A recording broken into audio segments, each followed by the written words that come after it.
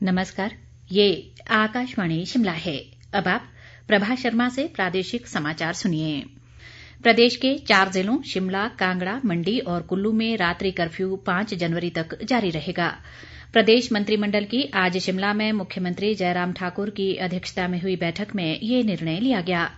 Curfew का समय रात 9 बजे से सुबह 6 बजे तक रहेगा। इसके अलावा मंत्रिमंडल ने सरकारी कर्मचारियों और अधिकारियों को सप्ताह में 5 दिन कार्यालय जाने और शनिवार को घर से काम करने के निर्णय को भी 5 जनवरी तक जारी रखने का फैसला लिया है। सामाजिक समारोह में अधिकतम 50 लोगों के शामिल होने की शर्त भी 5 जनवरी तक लागू रहेगी। इसके अलावा शिक्षण संस्थान भी 5 जनवरी तक बंद रहेंगे और इस दौरान ऑनलाइन पढ़ाई होगी। केंद्रीय पेट्रोलियम और प्राकृतिक गैस मंत्री धर्मेंद्र प्रधान ने कहा है कि प्रधानमंत्री नरेंद्र मोदी ने स्वच्छता को एक जन आंदोलन बनाया है, जिसमें समाज, शहरी और ग्रामीण क्षेत्रों की व्यापक भागीदारी है। धर्मेंद्र प्रधान आज नई दिल्ली में पेट्रोलियम उद्योग क्षेत्रों में स्वच्छता पखवाड़ा के लिए पुरस्कार वितरण समारोह में बोल रहे थे। उन्होंने ये भी कहा कि पेट्रोलियम उद्योग क्षेत्र इस जन आंदोलन में अपना योगदान दे रहा है और इसको गति प्रदान कर रहा है। उन्होंने स्वच्छ भारत अभियान में निजी क्षेत्र की तेल और गैस कंपनियों की अधिक से अधिक भागीदारी का भी आह्वान किया। आज राष्ट्रीय ऊर्जा संरक्षण दिवस है। ऊर्जा मंत्री सुखराम चौधरी ने लोगों से बिजली की बचत करने का आग्रह किया है। उन्होंने कहा कि ऊर्जा के महत्व व इसके सही इस्तेमाल के बारे में जागरूकता लाने के लिए ही ये दिवस मनाया जाता है। सुखराम चौधरी ने कहा कि आज सबसे बड़ी आवश्यकता ऊर्जा के सही उपयोग की है और राज्य सरकार ने इस दिशा में प्रभावी कदम उठाए हैं। उन्होंने कहा कि प्रदेश भर में ऊर्जा संयंत्र की स्थापना को प्राथमिकता दी जा रही है और जल विद्युत के दोहन के साथ साथ सौर ऊर्जा के सही उपयोग पर भी बल दिया जा रहा है। प्रदेश भाजपा के मुख्य प्रवक्ता रणधीर शर्मा ने कहा है कि संसद में हाल ही में पारित कृषि कानूनों से किसानों को लाभ होगा और मंडियों में लूट कम होगी। शिमला में आज एक पत्रकार वार्ता में उन्होंने कहा कि इन कृषि कानूनों से सिर्फ दलालों को ही नुकसान हो रहा है और विपक्षी पार्टियां इस पर राजनीति कर रही हैं।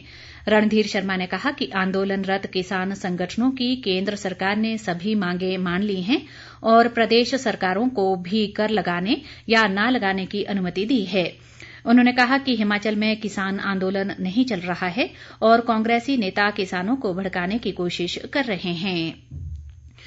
इस बीच राज्य वित्त आयोग के अध्यक्ष सतपाल सत्ती ने किसान संगठनों से आंदोलन का रास्ता छोड़ सरकार से बातचीत करने की अपील की है।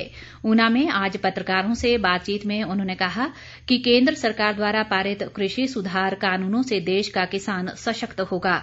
उन्होंने कहा कि न्यूनतम समर्थन मूल्य की व्यवस्था जारी रहेगी और इन कानूनों से किसानों को लाभ होगा। सत्ती ने किसानों से विपक्षी दलों के बहकावे में न आने को कहा है।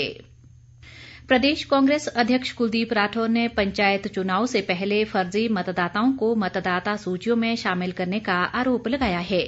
सोलन में आज उन्होंने पार्टी के अन्य नेताओं के साथ उपायुक्त को ज्ञापन सौंपा, जिसमें निष्पक्ष चुनाव करवाने को कहा गया है। कुलदीप राठौर ने कहा कि पंचायत व नगर निगमों के चुनाव एक साथ करवाए जाने चाहिए, लेकिन सरकार ऐसा करने से गुरेज कर रही है। उन्होंने पंचायत व नगर निगम चुनावों में सरकार पर धांधली के आरोप लगाए। मुख्य सचेतक नरेंद्र बरागटा ने आज कोटखाई क्षेत्र के डाहर व नावर के गुजांदली गांव में अग्निकांड से पीड़ित परिवारों से मुलाकात की। उन्होंने प्रभावितों को हर संभव आर्थिक मदद दिलाने का भरोसा दिया। बरागटा ने कहा कि क्षेत्र में अग्निशमन केंद्र खोलने का मुद्दा मुख्यमंत्री जयराम ठाकुर के साथ उठाया गया है और जल्द ही ये मांग पूरी हो जाएगी। बरागटा ने लोक निर्माण विभाग को गुजांदली गांव के लिए एम्बुलेंस सड़क बनाने के निर्देश भी दिए। नीति आयोग ने आज भारत में जन स्वास्थ्य निगरानी के बारे में श्वेत पत्र विजन 2035 जारी किया। इसमें 3 स्तरीय सार्वजनिक स्वास्थ्य प्रणाली को आयुष्मान भारत के साथ समन्वित करके जन स्वास्थ्य निगरानी को लेकर भारत की परिकल्पना को प्रस्तुत किया गया है। इसमें देश भर में विशेषज्ञ सेवाओं और प्रयोगशालाओं की क्षमता बढ़ाने की बात भी कही गई है। इसी के साथ ये समाचार बुलेटिन समाप्त हुआ। नमस्कार।